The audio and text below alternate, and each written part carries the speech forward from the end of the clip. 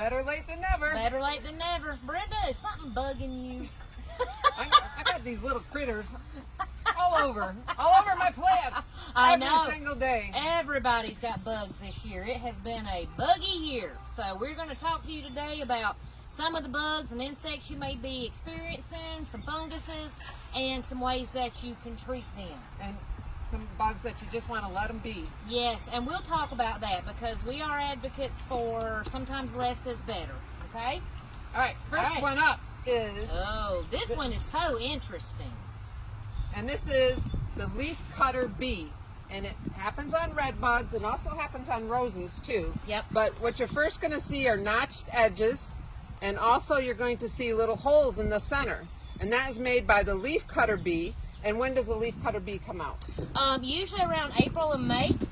And it is one of those insects that we tell you to leave alone. It's actually a beneficial pollinator. It's a lone bee, meaning it doesn't colonize or hive. And what it's doing is it is using that piece of leaf to take back to the nest, and usually it'll do like a little tube. So if you guys have those bee hotels with the bamboo or little the straws in them, then you may have leaf cutter bees, but they'll take that section of leaf and stuff it in the hole, and then that's what the baby bees will eat when they emerge. Yep, they lay their eggs Yep. in there, and then that's the food for the baby bees. Yep. It's a solitary bee, just like the mason bee. Yep. And it usually comes out this time of year up till June, I guess. Right. And, you know, there's no way to treat it, you know, and there's no reason to treat it because it's really not hurting. It's not killing your tree. You know, everybody's got to eat, you know. That's it. And let me do a quick blurb about organic gardening and how I feel about this. If insects... Go get her some coffee. If insects are going to kill your plant, then certainly you want a treat. If it's going to defoliate a little bit or make it look a little bad, think about it. Insecticides they kill everything what they're labeled for. So when you spray something, then you're going to be taking out even sometimes our honeybees and beneficial insects. So really think long and hard before you treat. And we try to teach you that when you come into the nursery. And it's just a cosmetic. It is. And not all of us are beautiful. You know, so... Speak for yourself, Brenda. I know. So, I mean, it's just, you know, damage the looks a little bit, you know, Yep. make it the perfect plant, but none of us are perfect. And That's right. no plant is perfect So either. give some thought before you spray. Just don't go willy-nilly spray because you're killing everybody. Okay, let me get off the soapbox. All right, now you want to talk about the rose sawfly. That's a And fun that's been one. pretty popular this Yep. this year also. Do you have any on there? Yes. Okay. So the rose sawfly comes early spring. You usually see evidence mid-April to mid-May, towards the end of May. And what you're going to see is, do you see the little silver? Can you see that in there, Mindy? Mm-hmm. All right. So that's the evidence that you have it. All right. And you want to talk a little bit about it? Yeah, so the rose sawfly is feeding on the underneath side of the leaf. So to see if you have it, you'll need to turn the leaves over and just investigate. And again, this is cosmetic, so you can treat. Sometimes when you've seen damage like this, it's too late. Mm-hmm. So this you could either treat with an imidacloprid, which is going to be a systemic, and what that means is that this is a soil drench that you will put around the drip line of your rose shrub, and you can use these on other things besides roses. And then the plant will take it up through its vascular system, kind of like a vaccine, and it can make it less susceptible to insects. This also is a systemic fungicide and a fertilizer. So I do use this product quite a bit on roses because even the knockout carefree roses need a little care. Right, and that was from a knockout rose. And also, I found that when I used to take care of a lot of roses and stuff, the first flush of roses were beautiful. I mean, you couldn't ask for anything better.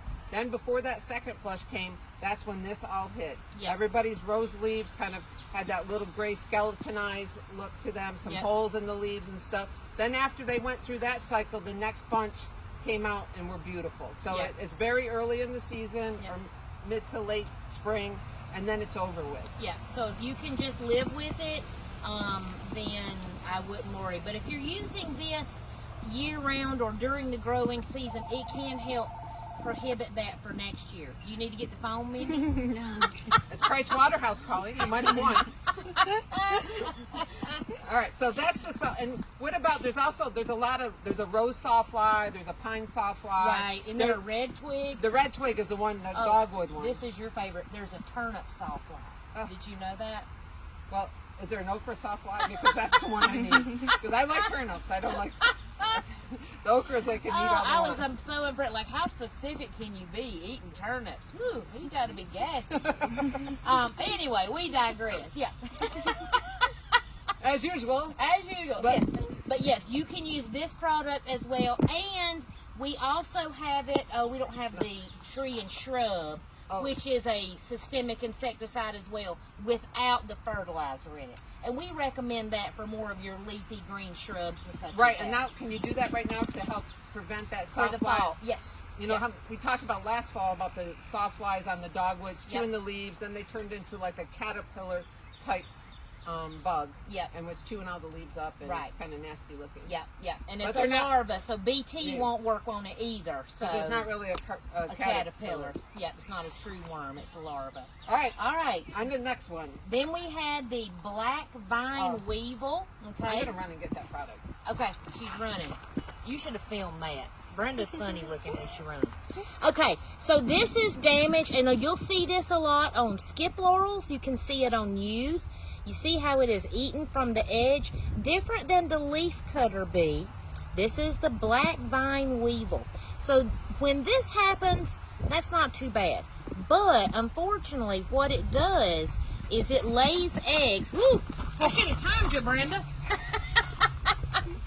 This will lay eggs, and the larva pupates in the soil, and that's where you can get in trouble, because the larva will actually eat on roots of plants. Young roots first. Yep, young first, and then it'll eat on the woody roots. So if you're seeing twig dieback on your autoleucans, it could possibly be the black vine weevil. And so for that, again, this is the product, tree and shrub. This is an imidacloprid, a systemic. You can also do, I got to look and see what else I had. You can do 8 as a drench in the soil and try to combat them that way. Because the adult beetle really doesn't do any damage except for chew the leaves. It's not killing the plant. Once it starts chewing the leaves, it's not killing the plant. It's what's happening underneath by the larva from that beetle. Exactly. And you have to get that early. Yep, have to. Because once you see it again, once you see it, it's too late. It's too late. So we recommend this. It also comes in a liquid form, and this can be used for a lot of different shrubs. Yep. Tons and tons of different shrubs. And this is what they were using for woolly adelgid on that. Right, so it has some merit in it, right? Yeah, yeah. Well, merit's a trade name. Okay. Okay. All right. Then let's talk about shot hole. All right, Mindy Lou, come in here. I'm going to hold my hand, and you see the little holes in there? Mm-hmm. I wanted to do this. But, so this is a fungus, or it can be caused by a bacteria, which I thought was interesting. This is shot hole on a skip laurel, and we get this question all the time. Cherry laurels. Cherry laurels, autoleucans, they usually get it. It is caused by wet conditions where you're not getting a lot of airflow. So the first thing we recommend is try to take care of this culturally. And that means don't water overhead, thin them out, don't plant them too close together or too close to a foundation. You want air circulation, helps to keep that fungus from forming. And I think that a lot of people plant them too close together, because when you first get them, they're usually a little bit narrower, but the skips will get 8 feet wide. The autos will get at least 5 feet wide. Right. And you have to plan on that, because they're pretty, to me, once they're in the ground, they do take off a little, you know, some people say slow growing. Well, once they get in the ground, I mean, I found some places I had to prune them 3 times a year to keep them below the window. Exactly. And a lot of people use these for screens, and they want an immediate screen. Right. So do think about that when you're planting your screen in your yard, that you need to give things room, or you're going to be paying for it later, or digging them out, or you're going to have shot hole. So this is one that you can try to treat. I don't normally recommend trying to treat it, because again, we've seen it, now it's too late. But one product you can use, yeah. So we've got some copper fungicides here. And either of these would be appropriate, or you can use like a daconil if you want to go the chemical route like that. But that would be done fall, spring. One other way culturally to try to combat this is to keep things cleaned up, because spores of this will live on the plant, and if the leaf falls off and you don't rake it up or clean it up, then it can come back out the next year. Okay? Right. And this usually happens in the spring, so Yeah. once again, it gets that new growth that happens in the spring, then once that's over with, then the more new growth shoots out. Yep. And because it grows continuously through the summer, Yes. it won't have it usually. Right. I haven't Yep. seen it. I yet. haven't seen it The either. second So phase. this is one that I tell you to kind of live with, and I'll go ahead and tell you when I tell you one that's probably going to get shot hole. All right, let's talk about. You want to go this guy? We can do that. All right. I know what I wanted you to Oh. mention. While you're on the too close together, Yes. how about the sooty mold? You know, the Chinese holly. Yes. Yes. So Burford another holly. one. Oh my gosh. Burford holly's This has notorious. been sooty mold year. Oh. Sooty mold 2021. So sooty mold, if you have it, you'll know it. Looks like your leaves are covered in black gum, like a tar substance. It'll wipe off. But sooty mold is a byproduct of actually either a scale or an aphid or a mealybug. And those bugs excrete waste They're poop. called honeydew. I wish mine was. Wouldn't that be funny? So the honeydew that's excreted from these insects actually is a great place for the spores of sooty mold to land and grow. So to cure sooty mold, first of all, you got to cure the scale or the aphid or the mealybug. So if you don't know what you have, clip a sample. And you guys, when you are bringing samples in to us, please put them in a plastic bag. Most everybody is really good about that, but just know that we don't want your issues coming in here either. So put everything in a bag, bring to us. Scale will be like a white. Right now I'm seeing a lot of the camellia cushion scale, which is a white scale that you can squish. There are And then some blood comes out when you do that. Yes, so satisfying. Some scales will have a hard shell, but for those you can use an imidacloprid. You can use a soapy solution. This is a good one as well, and we like this because it has the hose-in nozzle. Scale's going to grow on the underneath side of a leaf, so it's really hard to combat. But with this, you can get in under there and spray it out. But you need to know what you have. If you've got aphids or mealybugs, then you could use another product. But sometimes soap will work on them pretty good, but you're going to have to reapply it, okay? These bugs are reproducing and reproducing. Some of them can have up to 4 life cycles a year. Oh. So they're reproducing pretty fast. So just know that one shot's not going to do it. You're going to have to kind of keep up with it. And whenever you're using any of these products, make sure early in the morning, late in the Yes, evening. great You do advice. not want the sun to hit it. You don't want it to be 80 degrees. It really makes a difference. You don't want to burn the plant. You don't want to affect the bees. And the best time to do it is late. Early morning, I don't even recommend a lot of late night because then the leaf is sitting wet all night long. And I'm so glad you said that, Brenda. Don't apply neem oil right now. Oh. Any of your oils, it's too late because it can burn them. Horticultural dormant oils and neem oils are great products, but they need to be used when it's cooler. And dormant oil can be something that you can use to combat the scale, but you apply that in early spring. Okay? All right, next bug. All right, now we're on it. Buggy. All right, here's a little holy. Here's a little holy creature. All right. Sweet potato vines and Is it- pastas are their favorite. Is this the Swiss cheese? Sweet potato vine? This is the Monstera Swiss cheese. So All this right. is a slug. Yep, this is slug damage. They love to crawl up. They're pesky little creatures. They are, I'm not much of a girly girl, but I can't stand a Oh, slug. slimy. When Very you slimy. grab them, reaching up under a pot, ooh, I'll scream like a girl. But slugs can be combated. There are a couple of organic practices you can try. I know you guys have heard about the beer trap. Or you could trap me in your garden if you got beer out there. You can turn a cantaloupe upside down in your garden and then the next morning go gather it up and salt them down. But one product that we use here in the nursery is Sluggo. And this is a pellet. It's very easy to apply. If you buy our hostas right now, you'll see Sluggo in the pots. And we use a pet-friendly one. Yep. And this one is pet friendly. Sluggo Plus can kill more bugs. Speaking of slime. That was a Freudian slip, if ever was one. Sluggo Plus will kill more insects. Is that correct? Right, but it's also damaging to pets. Yeah, so this is, if you have pets, this is your pet friendly. All right, so don't forget your Sluggo. Keep your eyes out on that. All right, what else have we got, Brenda? Ooh. And it came to one of our, it did come from our plant. We brought this one in. But it's notorious. It's powdery mildew. It's all over the place right now. I mean, I've got powdery mildew right now. It's awful. This is on bee balm. Bee balm is huge. Phlox is huge. The native phlox is huge. Dogwoods, roses. This is not going to. Yeah, there's certain drift roses that get this. White substance. You can, if it's really an issue for you, you have to start treating it early in the season, and then do it every 10 days. You spray it. Doesn't hurt the plant. Just cosmetic. Doesn't look the prettiest, but you could say that, you know, hey, it's a pulmonaria. That's right. It's modeled forward. Right. It's a bee balm, a Monarda that combined with a pulmonaria. They got together and got the pulmonaria leaves, the spotted leaves, and the bee balm flower. It's leopard spotted. Yeah. But yeah, again, won't hurt the plant. And with weather like we've been having, I'm going to use it. I've said it all day. Rosemary coined it, air you can wear. So it has been extremely humid here, and it's just fungus, mildews love that kind of weather, and sometimes it's really hard to combat. Right, and especially if something gets wet at night, it's humid.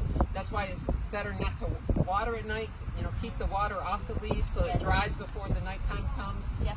That's one issue that happens with it. But it's still, look at that flower, and the hummingbirds will still love it. Yeah, they don't still care. Enjoy it because it hasn't been sprayed, so it's not going to harm it. Exactly, and that's our point. I mean, think about it.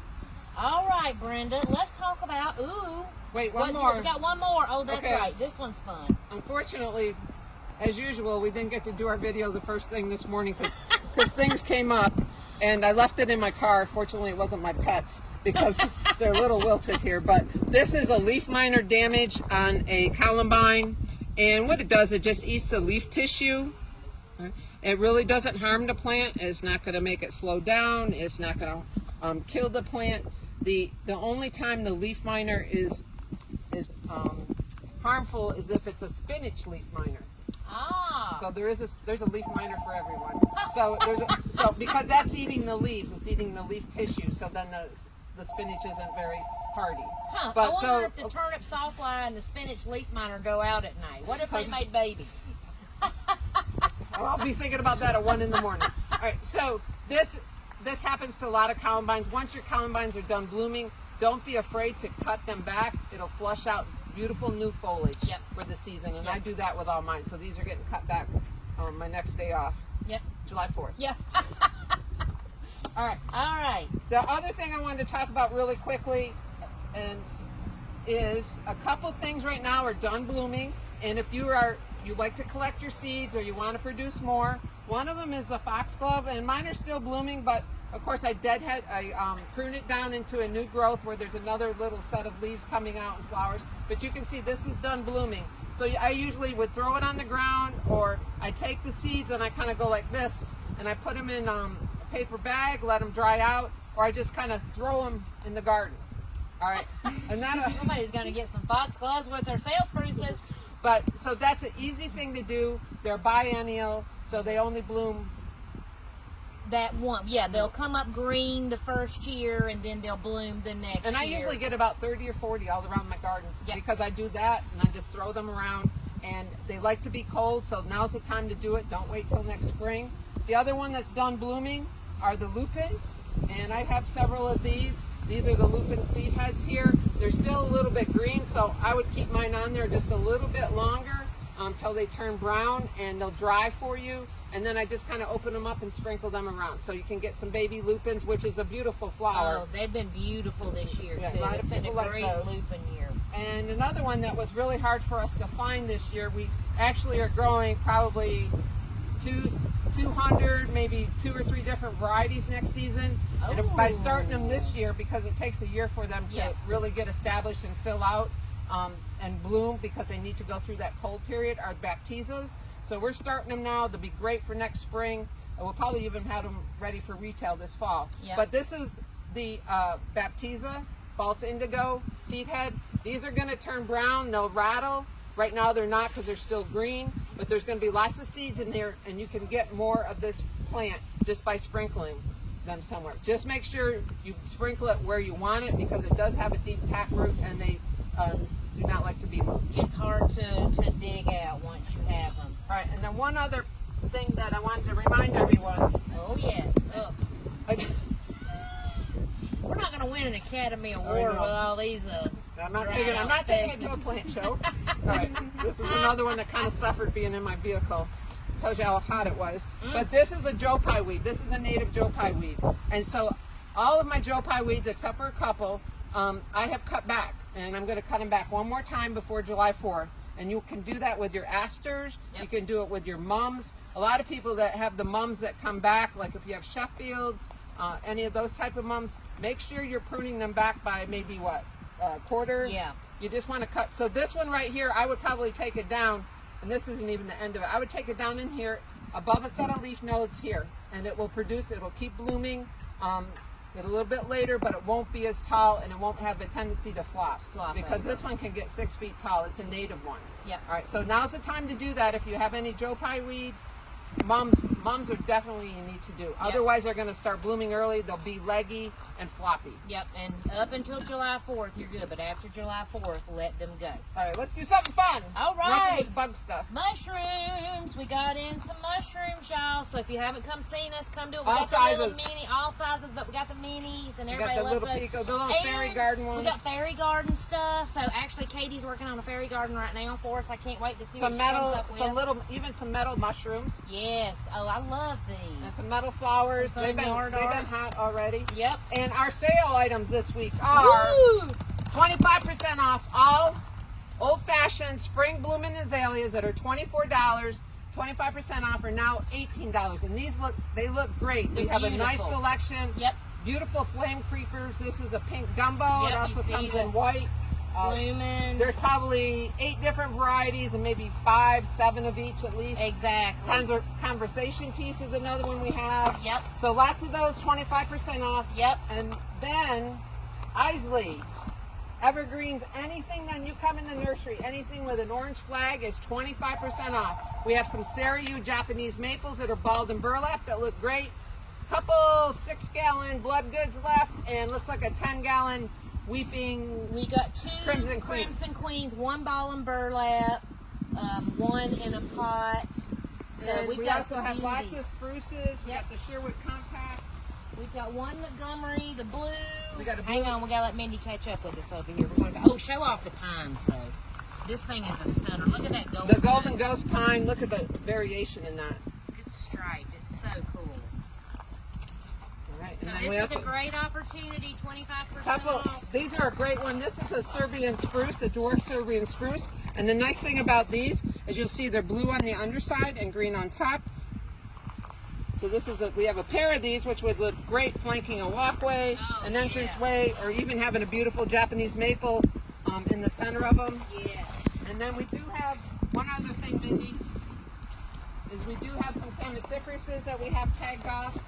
Those will be 25% off. And there's some great opportunities This stuff will in go here as well. quick. Yeah, it won't last long. So if you see anything you like, come see us. We've got a great melody. This is a beautiful one, a big golden mop.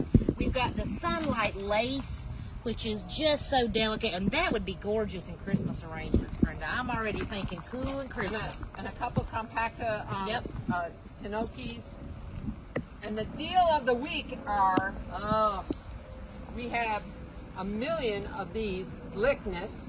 And if you can see that magenta flower, Isn't that something? if you need I'm gonna hold something it like for a this you, hot, Mindy dry Lou. site that seeds, this is your This plant. is it. Rose Campion. This This is will go. an old-fashioned plant. We have so many people that come in and say, oh, my grandma had this. It's what I call a memory plant. So it's just a super beautiful, bright, vibrant, Stays evergreen. easy. Stays evergreen. This stays evergreen, and this will jump around, easy to pick, easy to dig up and put someplace else, or to pass on to your friend, or to bring to the garden center and have them start a crop. That's how this started for my house. Really? It is. Yep. So this is beautiful bright flower seeds. Likes it hot, dry. It'll shoot up anywhere. Doesn't Yep. need good soil. Doesn't need fertilizer. Just let it go. Yep, I just went to a lady's house a couple of weeks ago doing pots, and she had this on her next to her sidewalk. She lives downtown, and it was just thriving in that hot condition. So, All right, well, there that you about go. it. I think that's it, you guys. Thanks for sticking with us. If you have any questions, please come see us at the Garden Center. If you've got specimens, remember, bag them up, bring them in. We'll see what we can figure out for you. All right, see you guys next week. Bye. We're open tomorrow 8 to 5 and Sunday 11 to 4. All right, and Brenda will be here every day. Bye. Bye.